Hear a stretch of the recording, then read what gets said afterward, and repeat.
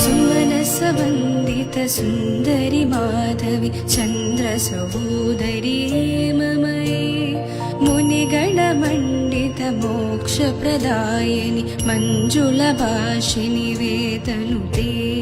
पङ्कजवासिनि देवसुपूजित सद्गुणवर्षिणि शान्तियुते जय जय हे मधुसूदन कामिनि आदिलक्ष्मि जय पालय माम् जय जय हे मधुसूदन कामिनि आदिलक्ष्मि जय पालय माम्